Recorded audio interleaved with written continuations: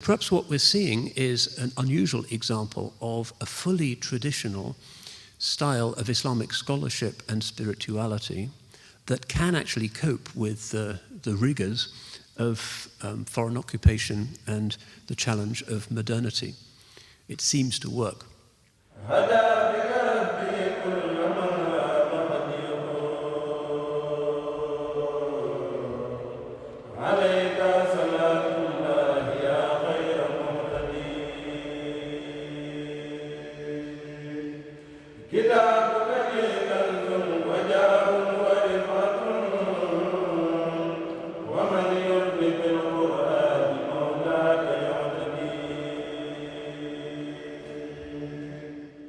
بسم الله الرحمن الرحيم الحمد لله رب العالمين والصلاة والسلام على أكرم الأنبياء والمرسلين سيدنا محمد وعلى آله وصحبه أجمعين جاورت بالفرقان ربي المعين ملكت نفسي وزحزحت اللعين.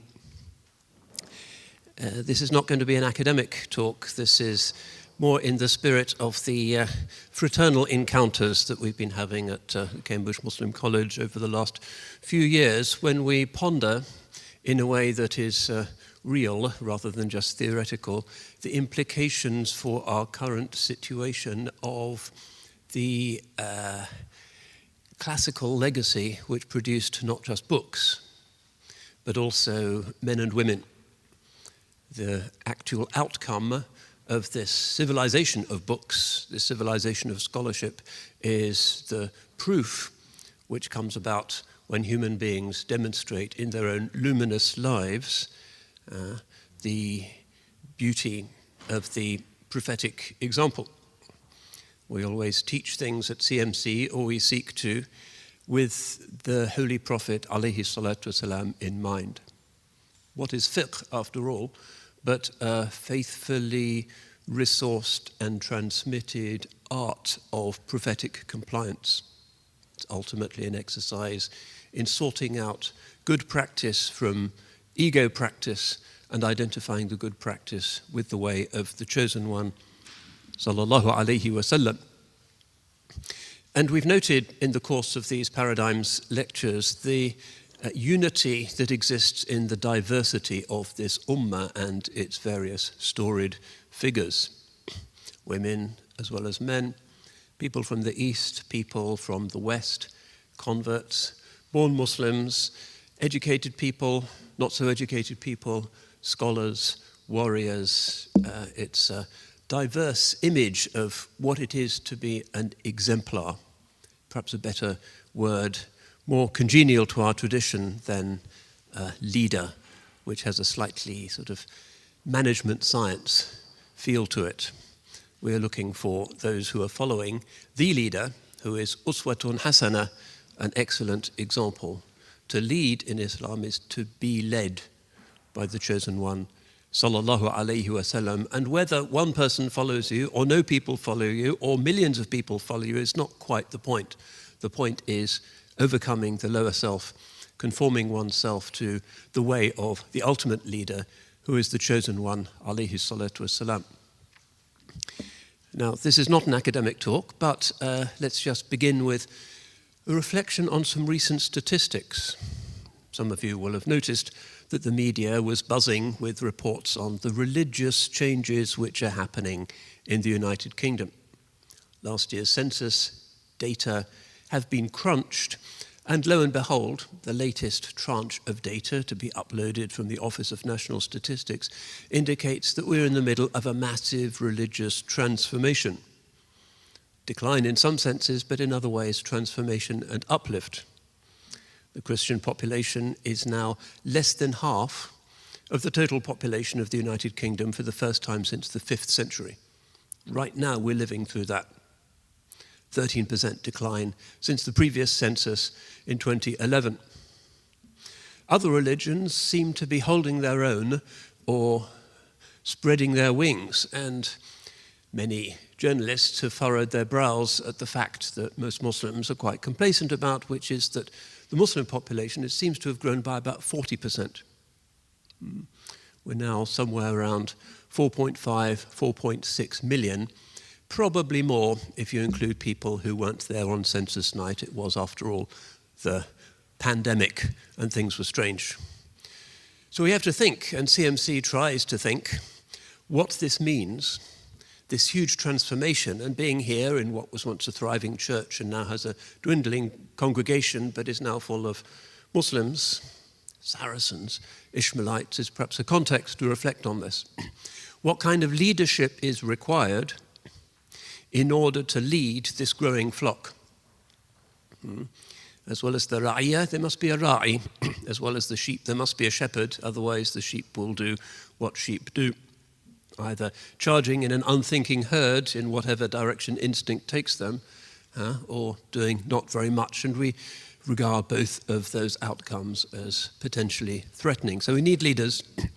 What is Cambridge Muslim College? Training the next generation of Muslim leaders. But unlike some leadership programs which address the Muslim community, we try and develop paradigms of leadership that are rooted in our culture. Leadership is not culturally neutral. It's very specific. And many of the existing leadership programs, it seems to me, are drawing on managerial or ecclesiastical or secular models of what it is to be a leader of men and women, and importing that uncritically into the Muslim context. But Muslim leadership is different. Cambridge Muslim College is trying to create Muslims that do not have a Western half of their brain and an Islamic half of the brain and are walking around in a slightly schizophrenic state, but have a single unified brain, a single worldview that is apt to become a leadership community. That's the nature of the Ummah, but at the same time doesn't feel torn between different ways of being Muslim or being human. In any case, one thing we've learnt from this journey through these paradigms is that there isn't one single way of doing that. But perhaps a thought that we can begin with today is the thought that those who are more recent are likely to speak to us a little more audibly than those who are from a very distant time. Those who are from distant times, well, we've looked at several of them already in this series, but you have to decode their context and try and take your mind in a time machine to a very different place. And the Ummah is, after all, an ongoing story. We are not just Sunni Muslims, we are the people of Ahl Sunnah wal Jama'ah. In other words, our interpretation of the unsurpassed and unsurpassable exemplar, sallallahu alaihi wasallam, is something that is faithfully handed on through generations of scholars who pass it on through the ijazah system to more scholars and so on until it reaches our poor worm-like selves. This is tradition. That's the nature of scholarship. That's the nature of what we do. We don't try and get into some imaginary time machine again and go back and see, oh, this is the Sunnah. No, the Sunnah is what it has been interpreted as being in the purest way by the best scholars down the centuries. And that means that the more recent the scholar and the more recent it gets, the more relatable it becomes, as a general rule. So the scholar that we're looking at today, scholar, saint that we're looking at today, is somebody who is from not our lifetime, but one of his honoured descendants has come from Senegal and is with us today, and we're really delighted and humbled that so many of the Honourable Murid Brotherhood could be with us today, and we'll be sharing some qasidas at the end of this presentation. Is from the 19th century, the early 20th century, when modernity is beginning to impinge on the traditional Islamic world, and certain solutions are found in the tradition that are purely authentic within the tradition and don't represent some kind of strange hybrid that isn't properly modern and isn't properly Islamic either. One of the things we might want to bear in mind as we go through this sometimes quite dramatic, even harrowing story, is the extent to which modern Islamic leadership, by wittingly or unwittingly modernizing, that is to say westernizing itself, has not proved adequate to the task. And so many places in the Muslim world today have a leadership deficit. Either scholars who are stuck in their madrasas and have no knowledge of what's going on outside, or people who have reformed, changed, rationalized, or fundamentalized the religion in ways that again seem to lead only to dysfunction. So Let's begin with the thought then that what we're looking at today is a potential alternative, an exemplary and still massively successful model whereby a fully traditional, 100% classically formed Islamic figure can hold together his people in the face of very extreme internal and external threats and produce a generation that produces another generation that leads to the fluorescence which allows our brothers to be here today and more fluorescence, inshallah, in years to come. It's a successful model which deserves our respect and consideration in a time where so much else seems to have failed. Cheikh Ahmadou Bamba is, of course, from the west of the Islamic world, almost further west than we are here in England, a long way from Medina, but a place that has a very distinctive Islamic heritage. We don't have time to look at that often glorious, spectacular history in detail, but it does help to set the scene, to understand what is going on as the Europeans start to impinge upon the traditional lifestyle of the people of West Africa.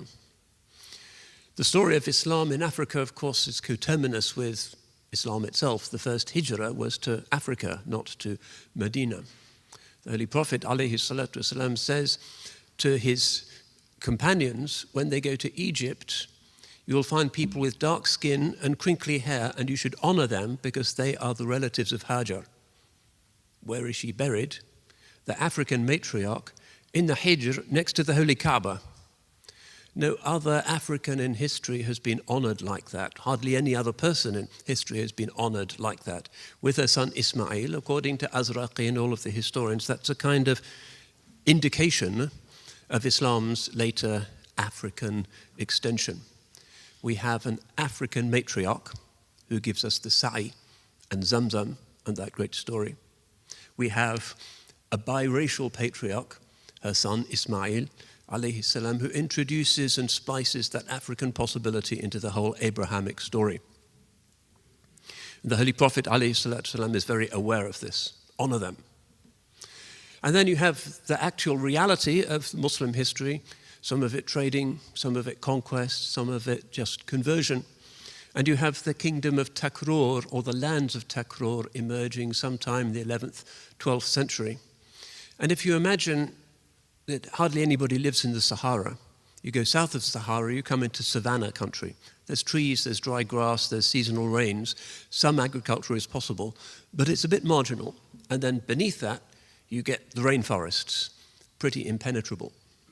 So Islam flourishes in that wide band that's between the Sahara Desert and the rainforest to the south. And that's approximately the land that the Muslim geographers call Takrur.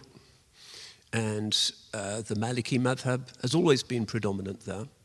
This was cemented when the Murabitun, the great Almoravid dynasty, who we think of building those amazing things in the city of Seville, far to the north, also down as far south as the Senegal River.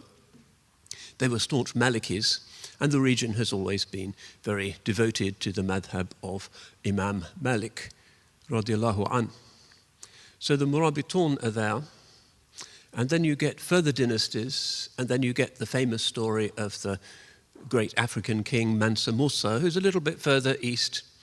Remember, travel tends to be east-west in that area, because to the north there's the desert, to the south there's the rainforest, to the east there's the Hajj, so that tends to be the axis of communication, and we'll see how that influences the evolution of this story today.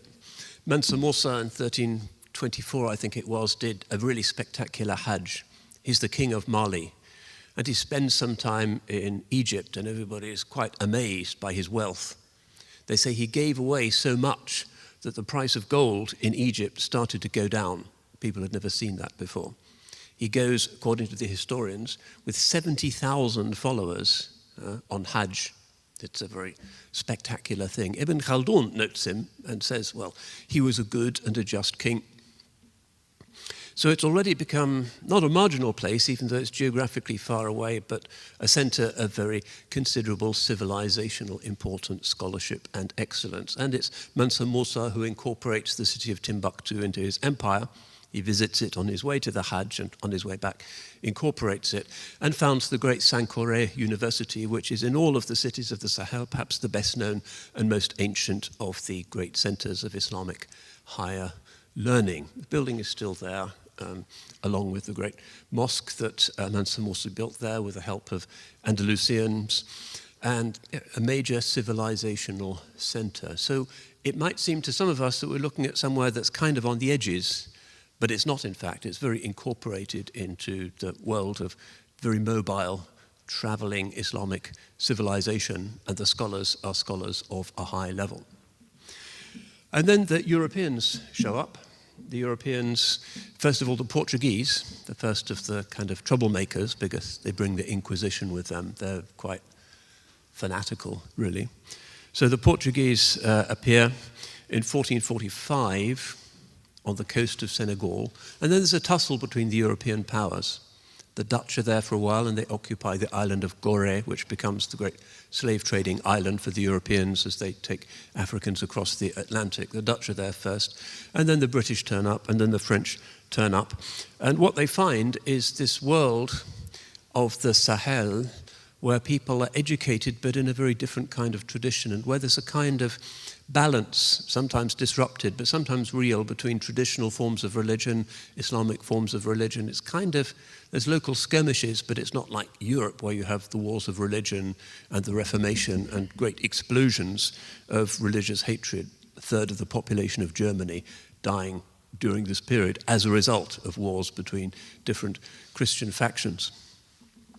So what becomes known as Senegal is caught between different civilizational spaces and takes some time before it really catches up, you could say. So to the north, you have the scholars of Mauritania, which is desert, and the scholars are often nomads, but scholars of a very high degree. To the east, you have Timbuktu, Gao, and the other centers of learning along the Niger River, and then further to what we call Sudan and beyond. Very high degree of scholarship there as well. But to the south also, there's a region called the Fouta Djallon, which also has an impact in the shaping of Senegambian Islam. This is a plateau, a high mountainous region largely in what's now called the Republic of Guinea. Sometimes they call it Africa's Switzerland because it's really high, so it's relatively cool, agricultural, prosperous area, and absolutely a citadel of Islam for at least 600 years. And the Fouta Djallon, still famous for its scholars, produces a class of ulama called the Jakhanke, who are Maliki ulama with certain particular dispositions. They tend to be relatively tolerant of traditional religion and give people time in order to complete their Islam. They're very tafsir focused. They have a high degree of these. It's a very endogamous group. They marry amongst themselves, and it's kind of a caste. They're very interested in spreading Islam to the north and to the south. They're generally not jihadists, unlike some of the other Muslims in West Africa at the time. They're scholars and engage in the jihad of the pen.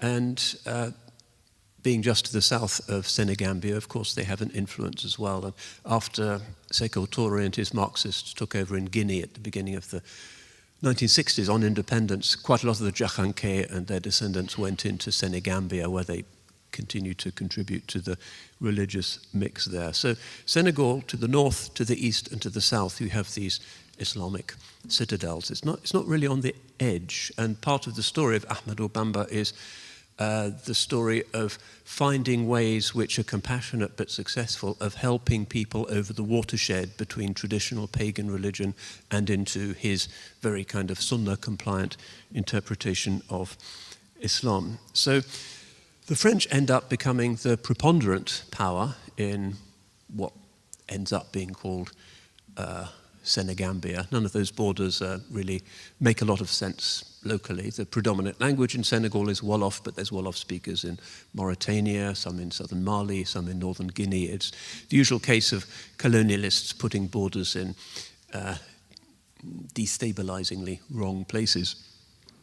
And the French create a capital for themselves, Saint-Louis, which is they're on the coast in the north of Senegal. And to indicate their intentions, they name it after the most famous of all French crusading kings, who was given the title saint by one of the popes for his exploits during the Crusades. The town is still called Saint-Louis to this day. And it becomes the capital of what they call French West Africa, and is still quite a smart sort of colonial town with a lot of old buildings, and nowadays kind of being gentrified a little bit. Some of the buildings are bought by foreigners and locals and being done up, and it has quite a kind of prosperous air to it in many ways. Still predominantly Muslim town these days. So Saint-Louis is the capital and continues to be so until 1902. And the French are there not just for glory, but also for money. And along the Senegal River, you have the cash crop that's the staple in Senegal at this time, which is gum arabic, an ingredient of Coca-Cola, so obviously of great strategic significance nowadays. They're still producing it. So after various wars with the British, in 1814, the French finally established their control and start to move inland from the coast. And inland, they find a kind of patchwork of smaller kingdoms. The large kingdom of Jolof has just disintegrated, and there's minor towns with their own kings and their own rulers. Some of them Islamic, some of them non-Islamic, some of them kind of halfway between the two. Usually the pagan kings would have Muslim advisors, accountants, and so forth, because they could read and write. Kind of rather strange symbiosis. And so it's in this time of the decay of the old sort of unifying political order that's indigenous, and the appearance of the French coming in from the coast with their mission civilisatrice. They saw themselves as pacifying the country. It wasn't a war, it was a pacification. That kind of colonial mindset was at work. And in the year 1853, that's when our Cheikh Ahmadou Bamba was born in the village of Khouroumbake. And all of the events of his life, key moments, are still commemorated and form parts of local pilgrimages to this day in Senegal. Lots of stories, as you can imagine, of him as a baby. We're told how he liked to spend time in the prayer room in the house, how he always cried when he was in a dunya situation, when people were talking about worldly things. People could see from an early time that this is obviously a child with natural righteousness. And the family, the Mbake family, were already established scholars, so he was born into a family of ilm. His great-grandfather, Mame Maram Muhammad al-Khairi, who was actually famous as the ancestor of quite a lot of modern Senegalese ulama, was somebody who in many ways establishes the family tradition of trying to avoid rulers as much as possible. This, as we'll see in this story, is one of the key tensions that the ulama have to deal with. And he also begins a tradition that becomes important for Cheikh Ahmadou Bamba, which is the founding of villages in this semi-arid region. And this is, of course, facilitated. The Maliki madhab, like other madhabs, has the principle of ihya al-mawat. Ihya al-mawat basically means that, as the hadith says, man ahya ardan mayta fahiya lah. Whoever gives life to dead land becomes its owner. So in Sharia, if you go off to the desert and there's nobody there, nobody's laying claim to land, and you start to cultivate it, after a few seasons, and the different ulama have different specifications for that, it becomes your legal inalienable property in Sharia. And this principle, which is prophetic, has done a lot historically to allow the cultivation of hitherto neglected wilderness areas. It's a very practical incentive. So the Sheikh's father, Momar Antasali, and his mother, Mamed Yarabuso, are both scholars. There's a tradition of female piety and scholarship which continues. His father becomes a qadi, and also seems to be the first member of the family to have formally practiced the Tariqa Qadiriyya, and links himself to a zawiya in southern Mauritania, across the river to the north. And the Mauritanian scholars are themselves, their Qadiri lineage goes back to Timbuktu, to the Kunta Qadiris of Timbuktu. So it's not to the north, to Morocco, as you might expect, but it's kind of to the north, but then to the east. That's the kind of deep silsila or lineage that these people are being transformed by. And then his mother, whose nickname, who's honorific to this day, is still Jariyatullah, Allah's female servant, is from a famous family of Qur'an lovers. It's even said in the tradition that Allah loved her so much for her love for his book that he gifted her with this faithful Qur'an-loving daughter. And that becomes, again, as we'll see, a key theme in Senegalese Islam, which is very Qur'anic-rooted spirituality, and subsequently. She's famous for the traditional virtues, hospitality, tahajjud, zuhud. She's his first teacher. She sings songs to him when he's a baby, tells him the stories of the awliya and of the seerah and so on. But she dies when she's only 33. This becomes one of the early watershed moments in his life, very significant teacher that he had, his mother. And in fact, her hometown, Porokhane, is actually kind of literally her town. She's called the Queen of Porokhane. There's a mazar there. There's a second biggest pilgrimage in Senegal is to her town. And it's kind of flourished in a very classically Islamic way as a place of barakah.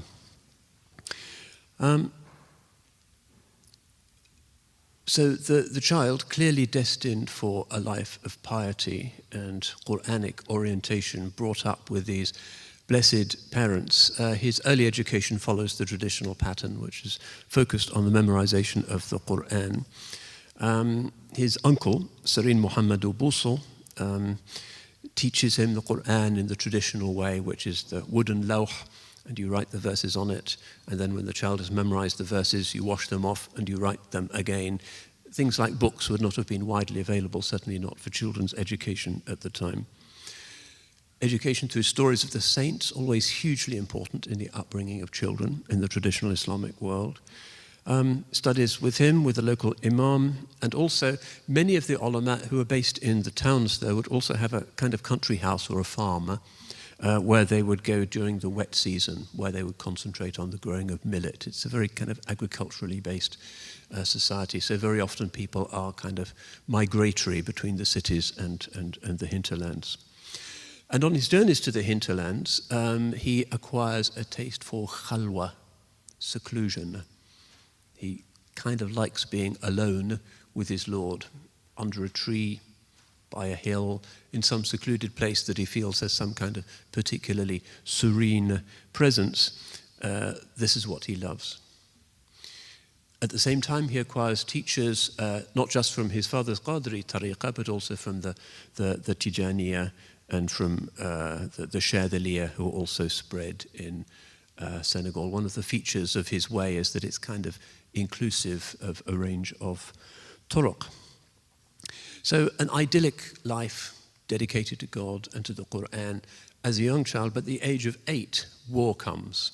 Remember, this is a very unstable kind of region with rival rulers, with their militias often quite brutally raiding each other, carrying off their livestock, their families, and so forth. And this is exacerbated by the fact that the French on the coast are trying to establish their control of the hinterlands by backing some rulers against others, sometimes deliberately inciting feuds to weaken both sides so the French can then go in and mop up. Classic colonial divide and rule policies. In the middle of this, scholars often had to decide which side to take. Were you on the side of this king or that king? The consequences could be quite extreme. And as we've seen, very often the ulama like to cultivate the traditional virtue of detachment. But sometimes, if you're a qadi, for instance, it's not so easy to just ignore the fact that ultimately you are part of the territory of a ruler. Some of these rulers decide that this is time for jihad, either against each other or against the French. And the famous precedent for this was Cheikh Omar Tall, who had launched a large jihad against the French, which was defeated in 1857. The natural instinct of any people confronted by foreign occupation, whether you're Ukrainian, for instance, or others, is that you take up arms and you fight against them. Problem is, of course, the extraordinarily sophisticated weaponry and sometimes the quite merciless techniques that were deployed by the French. Jihad against overwhelming odds is not allowed in Sharia. So this is his childhood. the French are appearing, wars of conquest, destruction of villages, populations are being expelled, moved around. French schools are appearing in order to create a local elite that the French can then work with and work through. It's the mission civilisatrice, the civilizing mission of the French Empire, which by and large is anti-Islamic. The usual view inculcated in colonial administrators was that Islam is backward, it's a fanatical force, and it must give way to the superior civilization of France, which is based on science and reason. As Muslim authorities weaken, some traditional pagan authorities, such as the Soninke, who are down right in the south, start to persecute or maltreat the Muslim villagers, drinking openly, scoffing at them, beating them up and so forth, and taking them from their land and giving them really marginal, bad land to farm. So these individuals, these refugees really from their homes, do start a jihad against the French, led by somebody called Maba Jahoba, and there's a major conflict.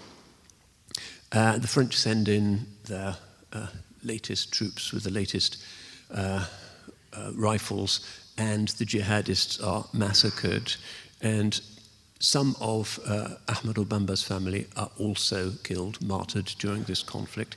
His sister was sold into slavery and so forth. And many militant groups that have been kept in order by the traditional balance of power between the different kings are kind of released and become marauding bands in the countryside. One of these is the group known as the Tieddo, who are kind of a bit like the Mamluks of the Middle East in that they originate as slave soldiers owned by kings or major landowners. And some of them are nominally Muslim, many of them are not Muslim. They are famous for drink. They tend to behave badly with women they encounter. They're kind of ruffians. And part of the process of spiritual pacification, which Cheikh Ahmadou Bamba launches later in his career in Senegal, is to try and bring those very difficult people, once their kind of aristocratic associations have been done away with in the new French order, to bring them towards Islam. This proves one of his biggest challenges. So this jihadist movement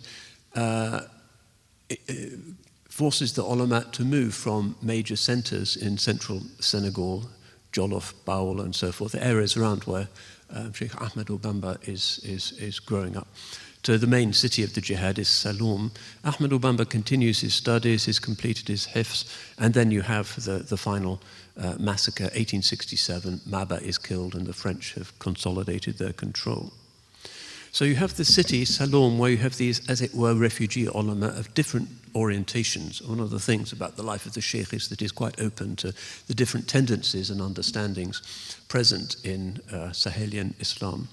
One of the big arguments is, of course, the validity of jihad as opposed to some kind of scholarly persuasion.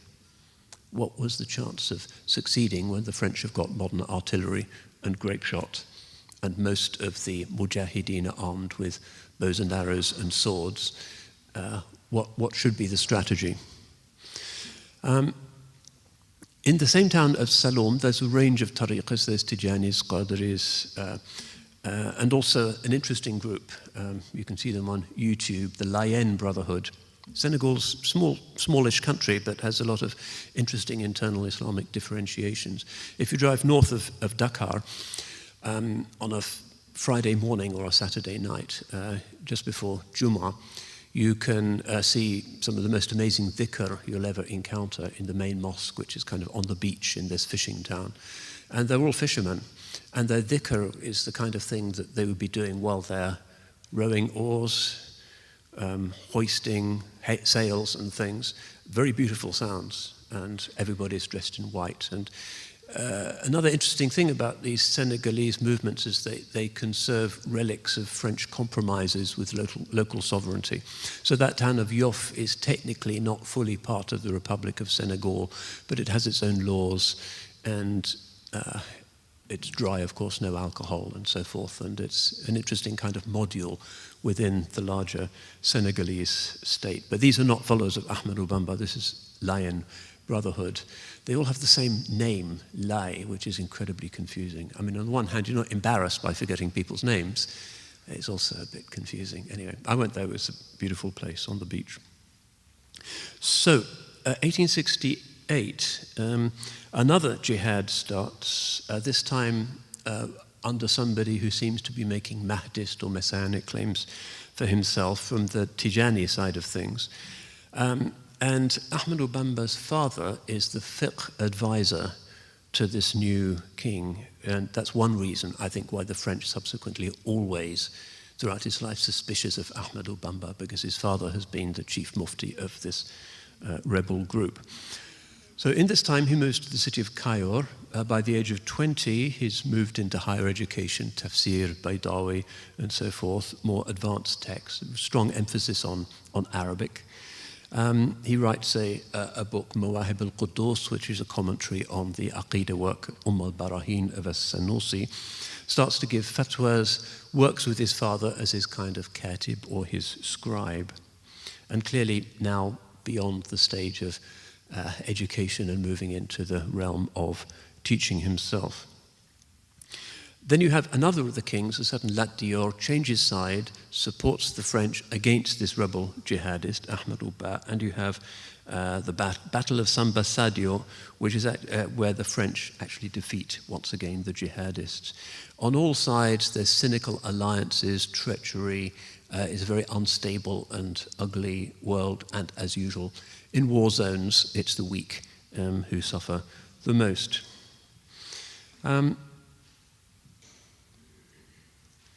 Now, Ahmadou Bamba, in the midst of this, has taken the traditional fiqh position that the scholar is better off distancing himself from rulers. And in particular, he is telling Muslim rulers that they need to be freeing Muslims who they've enslaved in these internecine conflicts, and that gets him into trouble. So Lat Dior summons him, saying, "Who is this troublemaking jurist who's telling me what to do?" And he refuses to attend his court, saying, "The ruler should visit the scholar, and the scholar should not visit the ruler." Ahmadou Bamba is also, it seems at this time, reminding his father that this is the best policy. He shouldn't be associating with rulers. On one occasion, he apparently left a little note to this effect underneath his father's pillow.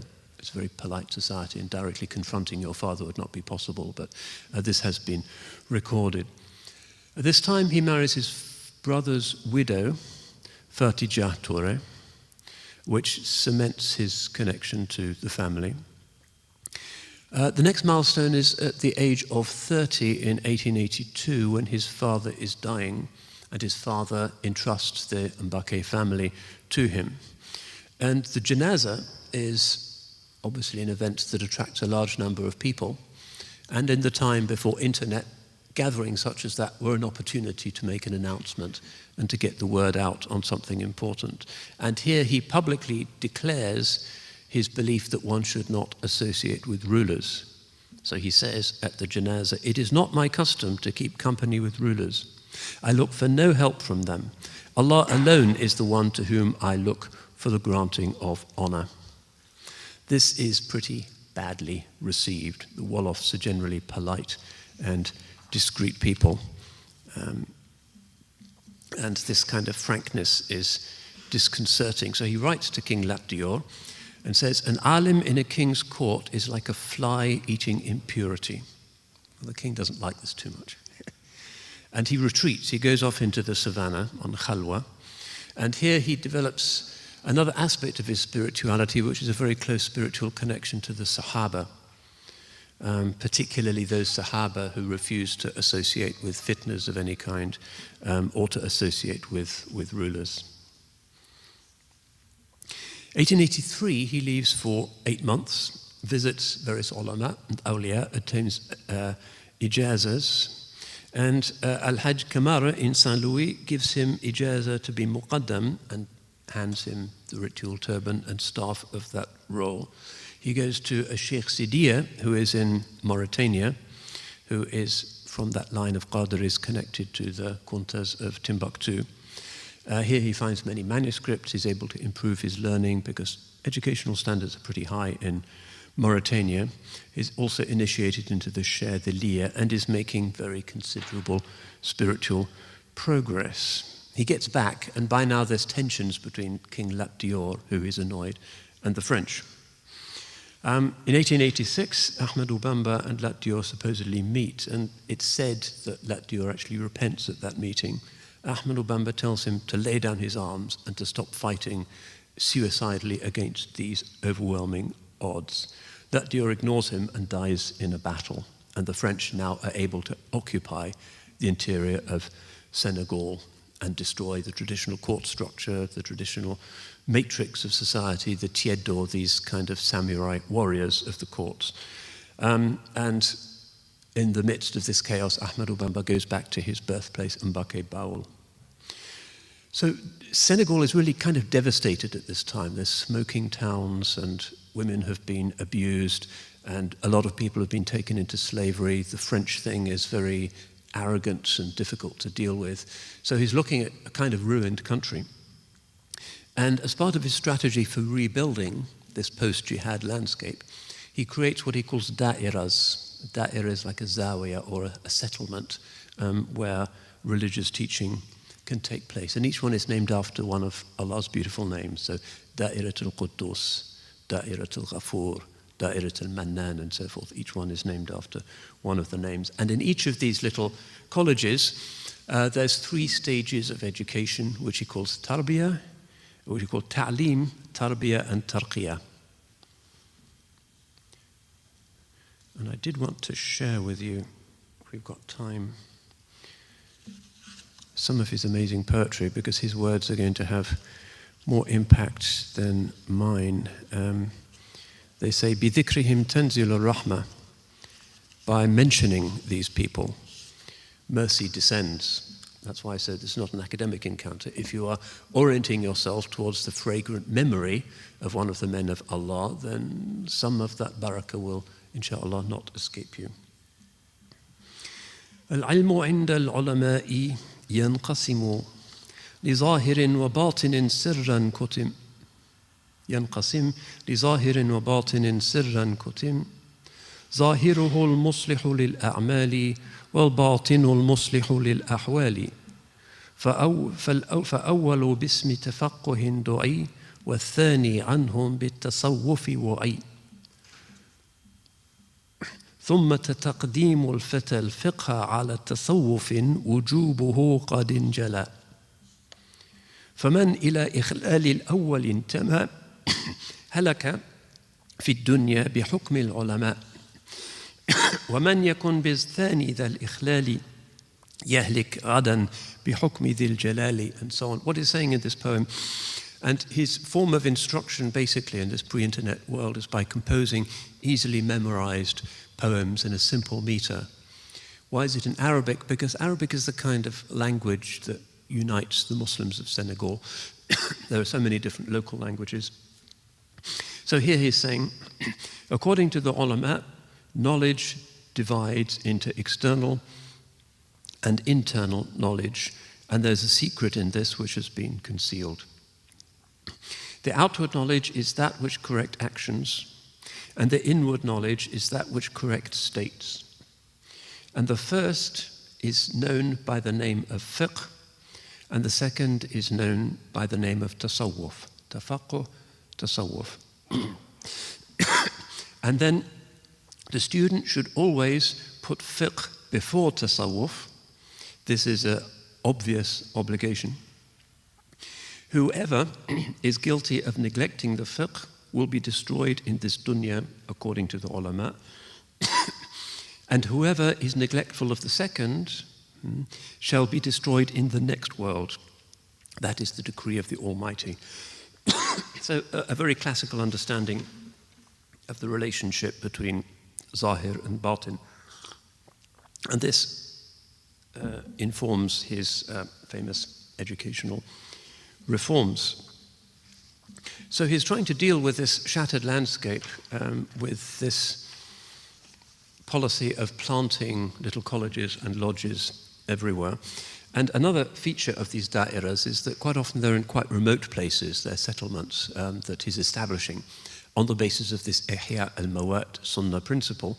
And so he encourages the students to spend much of the day in khidmah and also in cultivating crops, particularly groundnuts and millet. 1885, he moves from Mbaki Baol to Dar es Salaam, just to the north, with his brothers and 200 disciples, and is joined by some defeated, unemployed warriors, refugees, people who are fleeing from the Frenchification of the schools and looking for something authentic and Islamic. During this time, he says that he is looking for his special place, which he is already calling Tuba. What's the meaning of Tuba? He's looking for a place, nobody's heard of it, they don't know what he's talking about. Well, even the origin of the name, it sounds as if it's the Tuba tree in paradise, Sidrat al-Muntaha. There's a certain verticality and sheltering associated with the Mi'raj that makes a tree a kind of holy place. But he's looking, and another of the things that has come down to us in his writing is that he's very interested in sacred geometry and geomancy and the spiritual luminescence of landscapes. This is something that spiritual souls have always perceived. Native Australians are amazed by Uluru, and they're right. Muslims are amazed by Mount Uhud, they're right. Some of the Naqshbandis in this country like to visit certain places in the countryside of particular spiritual intensity. So that's why there's a Naqshbandi Zawiya in Glastonbury, for instance. It's something Muslims traditionally did to intuit to a kind of tafarrus, a particular spiritual potentiality in certain particular places. So he's doing this, he's looking for his place. It's not going to be necessarily the place of his birth. All kinds of stories, some of them no doubt legendary, about how he was beset by hyenas and lions as he wandered through the wilderness looking for this place. And then an angel tells him, when he's on his journeys, to retrace his steps. And he finds a tree and he prays under the tree, hoping for guidance. And then he says afterwards, during his sajda, he experiences an incredible flash of divine luminosity. And this is the year 1886, and that place is now the site of his famous mosque, which is said to be the largest mosque in Africa, and it's an amazing place. And he makes his famous Dua al-Kabir, his great dua: by thy bounty, by the name of he who guided me to you, O Holy Prophet, I petition you to make this a place of purity and peace. And visitors to the city of Tuba, wherever they come from, if they have a particular spiritual sensitivity, do notice the very strong sort of prophetic fragrance of the city, which you can also find in, for instance, the Dala'il al-Khayrat recitation in Marrakesh. There's a few places where the distinctive fragrance of the Mustafa is particularly eminent. So, in his famous poem about this, Matlab al-Fawzain, ومسكن يجعل مسكن الغفران والرشد والعرفان والرضوان دار إخلاص وصدق وورع ودار سنة ومنجى من بدع واجعله دأبا مسكن التعلم وموضع الفكرة والتعلم ومسكن الإرشاد والتعليم ومسكن التصويب والتفهيم, and so on. So it's like a dua in this poem. And make this place of my residence a place of forgiveness and of guidance and of knowledge and of your approval. An abode of sincerity, truthfulness, scrupulousness. An abode of sunnah that is free from bid'ah. And make it constantly a place of learning and a place of thought and the acquisition of knowledge, and a place of guidance and instruction, and a place of correction and of the inculcation of understanding. It's a little bit like the famous dua for Makkah in the Quran, Rabbi ij'al hadha al-balada amina, oh Allah, make this city a place of security and serenity. But this is a really remote place. It's kind of nowhere where he's had this experience. There's nothing there except a little well. If If you go to Touba now, one of the things that visitors like is to visit the well Bi'r Rahma, the well of mercy. And otherwise, there's nothing, but he becomes known. His title is Serin Touba, it's one of his names, the Lord of the city of Touba. And it's a long way from any of the traditional rivalries because there's nothing there. It's a long way from the French colonial thing. It takes about 3 hours now to drive there from Dakar. It's like a ribat. It's in the traditional idea of a ribat, a kind of fortified sanctuary miles from anywhere. So he stays there and he evolves an increasingly prophetic form of devotion. And in 1895, he has his famous vision in Ramadan, a waking vision of the Holy Prophet, sallallahu alaihi wasallam. And according to the historians, he makes his bay'ah directly to him and dedicates his life to khidmah, which is why another of his titles is a Sheikh al-Khadim, the servant Sheikh, the servant of the Holy Prophet. So again, his poetry does bring a certain fragrance, so I'm going to share a little bit more. أبايع اليوم الرسول المصطفى بخدمة وأسأل الله الوفاء أحق بجملة الورى بخدمتي بالنظم والنثر رسول الرحمة زهدني طلوع الشمس في نظر إلى النجوم في السماء والقمر ظللت عابدا خديما للرسول من عام أيسش إلى عام الرحيل. So he's saying, today I have made bay'ah of the chosen messenger. My bay'ah is on the basis of my service, and I ask Allah to make me faithful in that service. He is of all creation the one who deserves my service the most. In my prose and in my poetry, he is the messenger of mercy. Now that I have seen the sun rise, I have no need of the stars and of the moon. I shall continue to be devoted and a servant to the messenger from this time until the day of my death. It's a very famous few lines which indicates the particular fragrance of his spirituality. It's very direct and intense connection with the Holy Prophet, and much of his writing is simply prophetic amdah and mada'ih. So you have this city which is springing up as people start to move to this place where the sheikh is kind of in his little hut or still under the tree just doing his ibadah, and people want to be with him, and so they start to build, although it isn't really a city for some years. And for those who come to be with him, to study with him, he imposes two overall rules. Firstly, they have to learn the Islamic sciences. Secondly, they have to avoid ever being paid for religion. So if you don't accept those two principles, you're not really going to fit in Touba. And to this day, it's a center of madrasas and scholars, and there's a whole street that I've been to with bookshops, and it's a city of serious scholarship. Another thing that's going on with this kind of new tariqah is that it's, unlike a lot of traditional West African society, which are quite hierarchical, he's accepting just about anybody and appointing anyone simply on the basis of their taqwa. So there's traveling singers, the griots, who are kind of rather low caste in traditional West Africa. He's very happy to have them as his murids. Slaves, former slaves, that's fine. Sometimes they even become sheikhs. It's very Ghazalian, this kind of upending of the traditional order, which for the traditional people, is not acceptable. And there's a lot of opposition, a lot of envy at this kind of reform. And as a result, some of the traditionalists and the former rulers and the French employees warned the French, saying, Ahmadou Bamba, out in the desert there, he's dangerous. He's getting an army together. He's preparing for war. This is going to be like Al-Hajj Omar Tal. It's going to be jihad all over again. Watch out. This kind of whispering begins. In this time, he acquires his three major deputies, who are still kind of known, loved figures amongst their descendants and others in Senegal. Serno Birahim, who's well known for his kind of religious rigor, a fiqh man. And then his friend, confident advisor, his half-brother, Sheikh Anta Mbaké.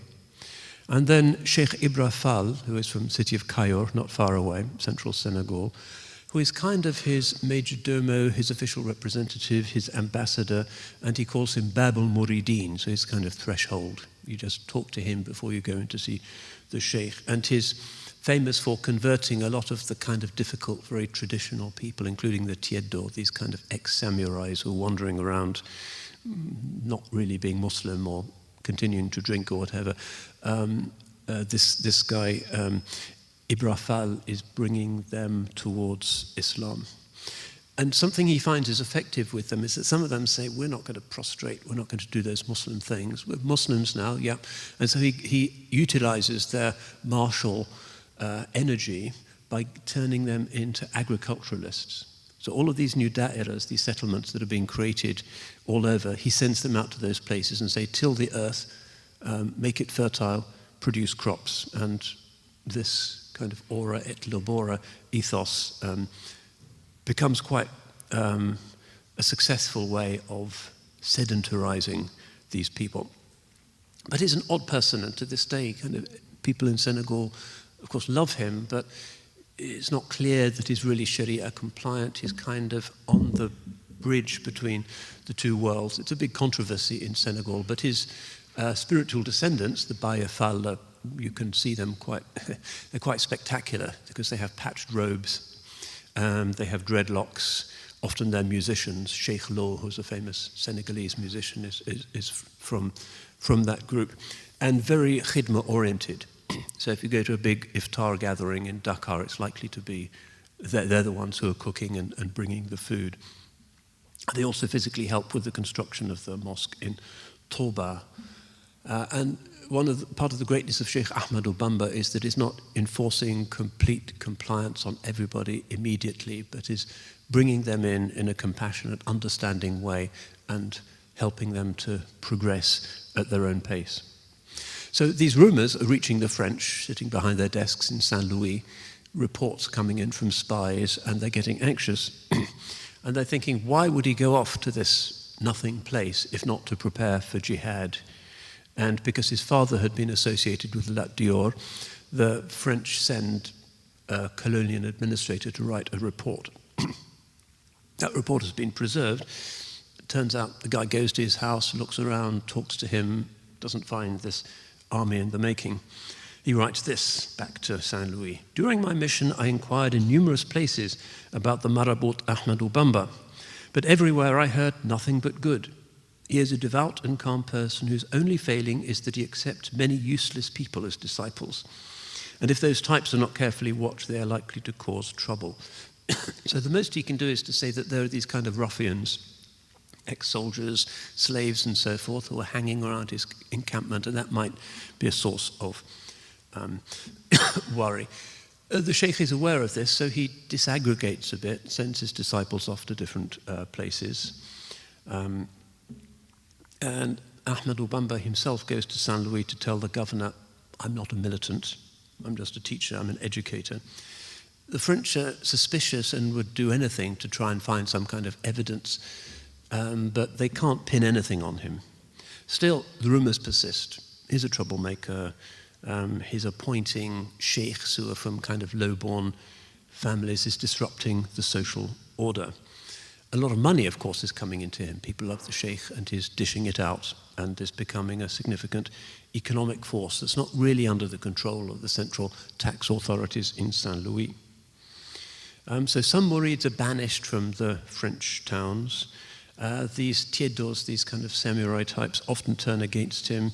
Some of them gang up on his communities, on the dairas, and they burn their villages. It's an unstable situation. And the French can't work out why, despite all of this, Cheikh Ahmadou Bamba is still incredibly popular, and people are going to see him and sacrificing so much in order to be in his presence. They can't imagine, in their secular way, that all of this could be for anything other than some kind of political ambition. Now, in May 1895, the old French governor, Henri de la Motte, goes back to France, and a new governor who doesn't really understand the situation comes and listens to these grievances from these tieddo types, the old kings. And a French official notes that Ahmadou Bamba, if he wanted, in one day could put 5,000 warriors into the field. So the French go to all the dairas, the soldiers break in. They can't find a single weapon. There's nothing. Still, the situation is regarded by the French as unsustainable. So on August the 10th, 1895, he's arrested at Jawal in Cayor province. And the French take him to Saint Louis and put him in a dirty, tiny cell. And he has a memoir, Jaza al-Shakur, which is about the journey. It's such an amazing text that I do want to read a little bit of it. It's relatively short, but I can only read a little bit. It's kind of an autobiography.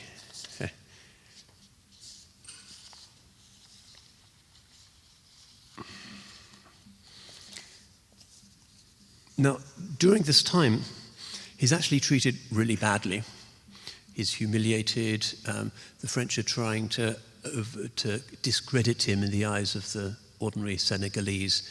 And after a trial, which just lasts a couple of hours, it's a kind of show trial, really, he's put onto a boat, a dirty Portuguese steamer, which sails down the coast, and is taken to a prison in Gabon, where he remains. But let's let him talk about this, because this is so unlike the usual prison memoir, the kind of ballad of Reading Jail. I'm the poor victim, my oppressors are so evil. This is coming from an Arif Billah. And what he recounts of it, what he wants people to know about it, is really quite disorienting. One of the great things about being with the awliya and traveling with the awliya is that everything is kind of a surprise. Because the ego does predictable things, but the ruh does whatever is spontaneously right and good in every situation. Very often that surprises us. Anyway, so this is what he writes afterwards.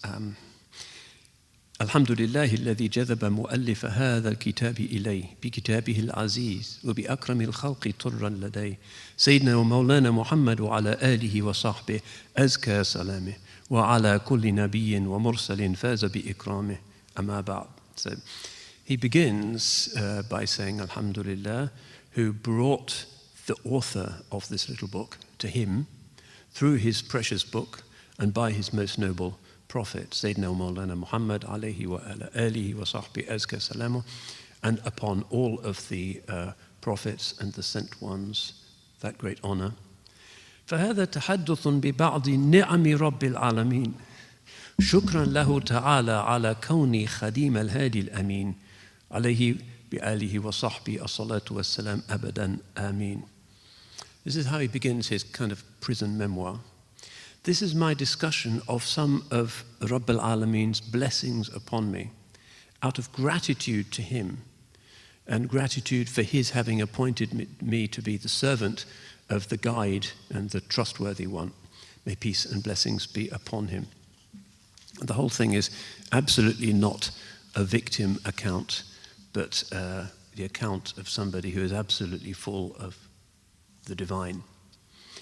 اعلم أيها الأخ الصالح كفانا الله تعالى ضرر كل طالح أني خرجت يوم السبت رابع صفر عام جيسس من الدار التي بنيتها في أرض جلف. No, my righteous brother, may Allah protect us all from every miscreant, that I departed on Saturday, the 4th of Safar, on such and such a year. This is when he's arrested. From the dar, which I built in the land of Juluf, بعدما أتتني برواية أمير الدار الذي جرى بيني وبينهما جرى من القدر. After the representative of such and such a governor came to me, and between me and him there had happened what there had happened. ولقيت وزيره الذي جمع جيشه إلى تلك الدار المبنية للتعلم والتعليم. So I went out to meet him and his representative outside, who brought his army to this dar, which I had built for learning and for teaching. عشية ذلك اليوم في موضع يقال له جيول. On the evening of that day, in a place that is called Jaywal. تفارقنا بعيد لقائنا بإذن الله تعالى العليم. Shortly after our meeting, we separated. وبت هنالك ليلة الأحد بإذن من هو تعالى الأحد. And I spent the evening of the following Sunday there by permission of the one who is Ahad. وارتحلت منه بعد صلاة الصبح. And after the dawn prayer, I left. وأنا يومئذ أتلو القرآن وأصلي على من الصلاة عليه أجل الربح. And I was, during that time, you have to imagine, he's under arrest, he's being taken away by the soldiers. This is how he describes it. So I was taken away after the dawn prayer, and I was at that time reciting Qur'an and reciting blessings upon the one on whom the most profitable blessings could be said. وقلت في القرية المسمى بكوك, and I said in the village which is called Cook, دار الشيخ المختار الذي كان في زمنه سيد كل من كان في أمتي سيدنا محمد المختار في أرض الله تعالى كجور. So he passed through the village of a friend of his, Sheikh Mukhtar. واشتغلت في ذلك اليوم بنظم أسماء أهل بدر. On that day, I occupied myself by recollecting and listing the names of the people who died, who fought at the Battle of Badr. عليهم رضوان من بهم كفاني كل ذي غدر. Upon them be the good pleasure of the one who has kept me safe from every source of treachery. وبالصلاة والتسليم على سيدنا ومولانا محمد المفرج للكروب. And I occupied myself with blessings and peace upon Sayyidina Muhammad, who is the one who lifts all sorrows. من لم يزل بحر الندى وليثا في الحروب. The one who continues to be the dewdrop and the lion in the wars. عليه الصلاة والسلام. وسريت من تلك القرية المباركة مع كثير من الناس وكأني سريت بلا مشاركة. ووصلنا قبيل الفجر إلى القرية المسمى بلوك. So on that night we then traveled on, and it was though I was traveling alone, he said. And we got before Fajr to this other village.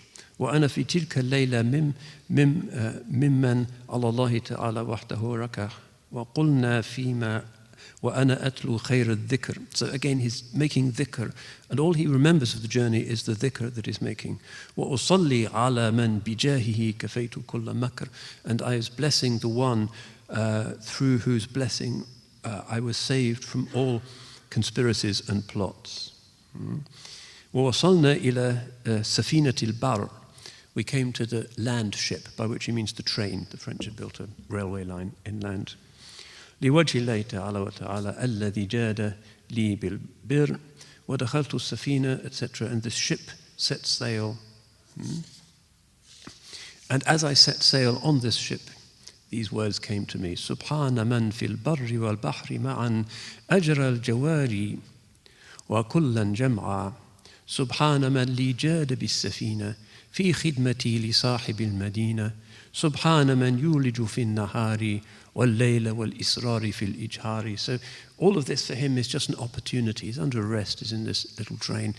All he can think of is tasbih and gratitude.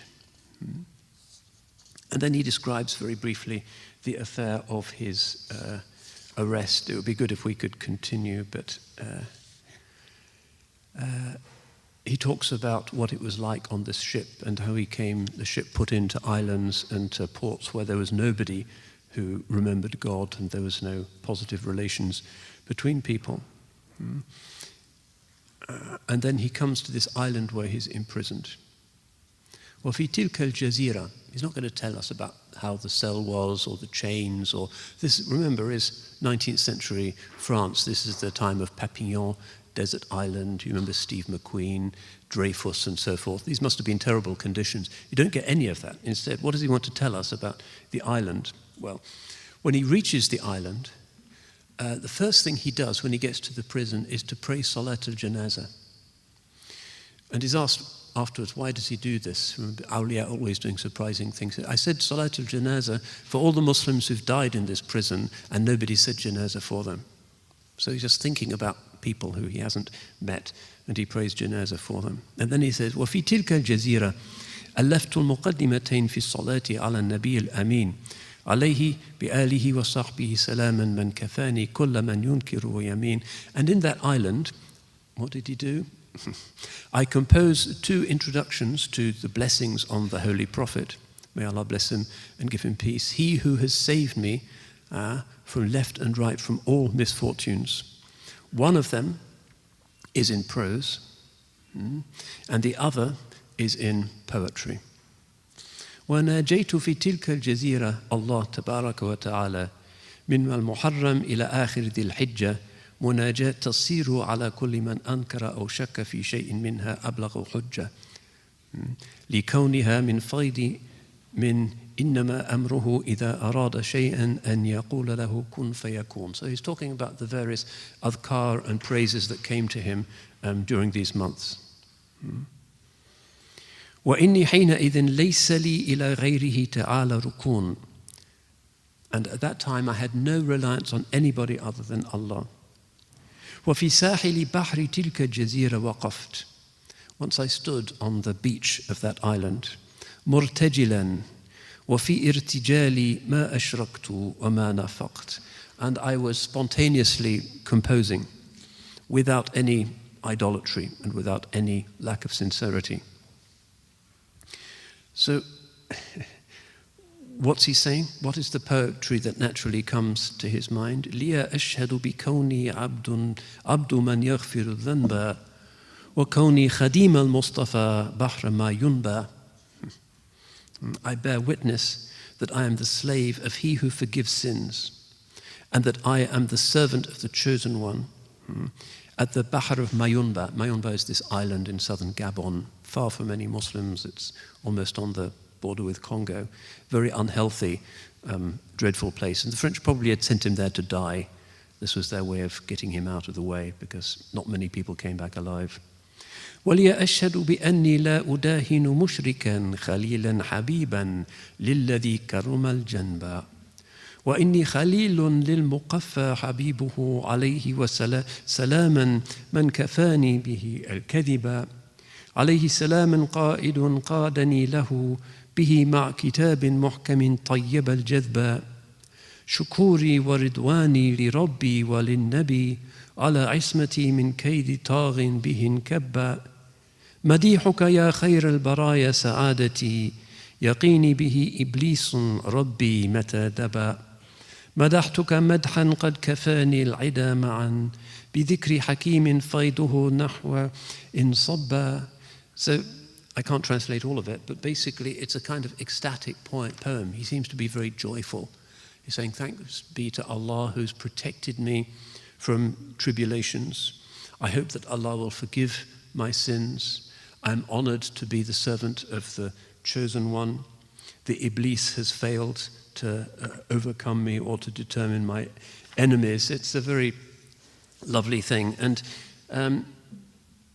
there is, if we have time, perhaps we just about have time, this is a nice book by an American Muslim, Sheikh Mariam Kabir, A Journey Through 10,000 Veils. And she describes, it's kind of her spiritual journeys, her own trip to that island, which is not in a Muslim area. It's kind of beach town. And she goes there with the murids. So I'll just read a little bit from her narrative. By the grace of Allah subhanahu wa ta'ala, I've been blessed to pray in the cave where the Holy Prophet received the revelation of the Holy Quran. I'd prayed in the Garden of Gethsemane, where Jesus alayhi salam had prayed with his disciples. On my first trip to Senegal, I'd prayed in the prison cell where Cheikh Ahmadou Bamba radiallahu anh had been imprisoned. Because all these experiences had affected me so deeply, when I saw the words walk where he walked, I was moved to go. So this is the reason that I went on the journey to Gabon and to other places where Cheikh Ahmadou Bamba radiallahu anh had spent many years in exile and endured many trials for the sake of Allah subhanahu wa ta'ala and the love of his messenger. My purpose for going to these places was to access and develop within myself the qualities that I perceived in him, such as profound faith, determination, fearlessness, acceptance, and contentment with the divine decree. These were all divinely inspired qualities that enabled the Sheikh to live through the tribulations he experienced with ever-increasing faith, gratitude, and joy. And then she talks about the journey to this remote place.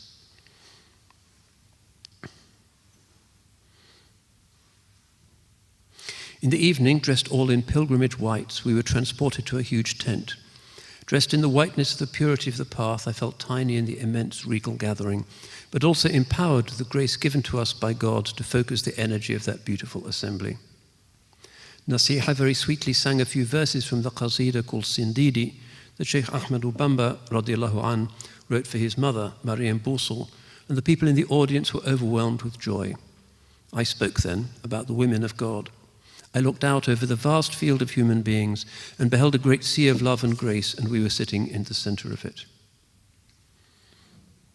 The next morning we set out on the pilgrimage. There were many red vans filled with pilgrims setting off in a column on the widening road, heading into the lush equatorial jungle. The vegetation in this part of the world around the equator is spellbinding. But while we had the luxury of riding in vans, driving along paved roads, he had walked through those jungles and been exposed to continual dangers, challenges, and profound tests. It was the power of the light of his faith, his taqwa, that had carried him through all difficulties. He was unimpaired, on the contrary, spiritually strengthened by every challenge he faced and surpassed. In this sense, he is an excellent role model for all of us who are facing challenges and tests. Further, we must never forget that it was the Prophet Muhammad sallallahu alaihi wasallam who was the inspiration for all that the Sheikh did and was, just as he is the primary example for us all. She talks a little bit more about the visit to the island, but it gives a good sense of how these places are still considered to be almost sort of positively radioactive with the memory of the Sheikh. So the French have put him in this island out of the way, and they think the Murid thing is going to calm down. They disperse them, they move them around, they consolidate their control. By 1900, the colony is more or less solidly under French control. Its borders are fixed. While Ahmadou Bamba is off in this penal colony at Mayumba. So nobody in Senegal knows whether he's still alive, but there's one Senegalese jailer there who takes some of his papers, sends them back to Senegal so people do at least know that he's alive. And he composes here some of his great prophetic praise poems. This Senegalese jailer brings him pen and paper, so he's able to compose these. But the Mouridia, despite the expectations of the French, are actually continuing to consolidate and to become strengthened. And the French realize all they've done is to create a martyr. So in 1902, they release him. Vast crowds as he comes back to Senegal. And this event of his imprisonment is commemorated every year in the city of Touba, and it's now a really big city. That place where he prayed his rakas under the tree is the second biggest city in Senegal now, maybe 1 million people, by the great event called the Magal, which is the big thing in the Senegalese calendar, where people go on the anniversary of this imprisonment in order to visit his tomb, to pray in his mosque, to drink from the well of mercy, to learn, to study with sheikhs. And it's a very interesting scene. It's the biggest gathering anywhere in Africa. About 3 million people now are said to attend. It's quite colossal. Obviously, the logistics are immense.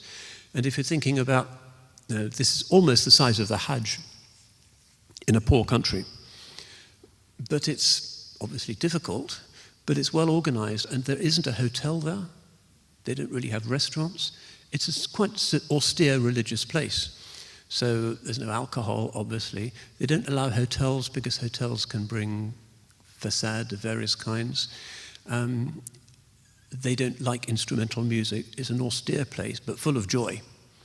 And they managed to organize this event, even though technically speaking, Touba is kind of extraterritorial and not properly speaking part of the Republic of Senegal. It's a complex thing that they argue about, but it's very traditional, self-governing. They managed to cope with 3 million people every year, and it's televised throughout Senegal. It's the big event in the Senegalese character. Quite an impressive achievement, really. In any case, he's back. But 5 months later, the French think this is going to get difficult again, so they send him away again, this time to Mauritania. They think if we send him to a Muslim place, this will look like study leave, and he won't be a martyr any longer. And also the Senegalese, they think, they're kind of white Arab Muslims, they look down on him, they have better scholarship, he'll feel a bit small there. But in fact, some of the Mauritanian leaders take bay'ah with him, and the tariqah starts to spread amongst the Hassani Arabs of Mauritania as well. And people are constantly coming to the Mauritanian border in order to see the Sheikh. So finally, he is released and is able to go back. The French don't allow him to go back to Touba. They sent him to a little village, Tien, where he creates a new dara. He's more or less under house arrest. He's under house arrest for the rest of his life. All kinds of rules. He's not allowed to have more than 50 guests at a time. The zawiya has to be a particular size. Everybody who visits him has to have a written permit. The French bureaucratize the thing because they really see this as the principal challenge to their establishment of the mission civilatrice in France. Then the last 20 years of his life, through this process of the gradual enculturation of semi-Islamized communities, through providing institutions that can take in widows, orphans, ex-slaves, and so forth, and provide them with a context in these agricultural settlements, they become an economic powerhouse. And that ultimately is the reason why the French don't shut them down completely, even though it's not their idea of what Senegal should become. Because Senegal is spared famines as a result of the judicious cultivation of millet. The groundnut exports become the most significant foreign exchange earner for the new colony of Senegal. And the French, like most people, regard money as being the bottom line. And so they kind of, even though he's under house arrest and all kinds of indignities are imposed upon him, allowed to continue. And in 1924, they finally give permission to build his mosque in Touba, which is now this completely amazing place, said to be the biggest mosque in Africa, etc. 1927, he's found dead in the morning, having died in his sleep, secretly taken by night from this place where he's settled to the city of Touba, where he is buried, and is succeeded by Serigne Moustapha Mbacké, who is his oldest son. So what is the kind of leadership lesson of all of this? Well, French colonial rule in West Africa might seem to be an alien situation to what we're facing, being 6.5% of the modern British population. But nonetheless, it is interesting that Senegal remains a successful country that has never had a military coup. Not many African or Muslim countries can claim that has a generally decent level of conviviality between Muslims, Christians, and the remaining followers of indigenous religions, but at the same time is very intensely and devotedly Islamic. Just about everybody there has a tariqah affiliation.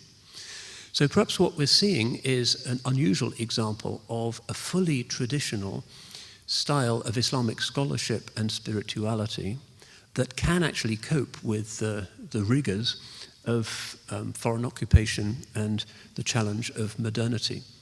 It seems to work. It's not a reformed Islam. It's not really a modern type of Islamist political party. It's not a fundamentalist Islam. It's something that would have been recognizable 1,000 years earlier, and yet it provides something that clearly is successful. We tend to think of football at the moment, perhaps, when we think of Senegal, but it's a lot more than that. And even though it's a country without oil and many natural resources, it has managed to maintain itself and a degree of balance in a way that I don't think any Arab country has done in recent times. So it's an example that certainly deserves further study and reflection. One of my main sources for this has been a book which I can commend to you. Michel Kimball, who's a Muslim, Cheikh Ahmadou Bamba, A Peacemaker for Our Time. It's quite a good, accessible, not too bookish or academic biography of the life of the Sheikh.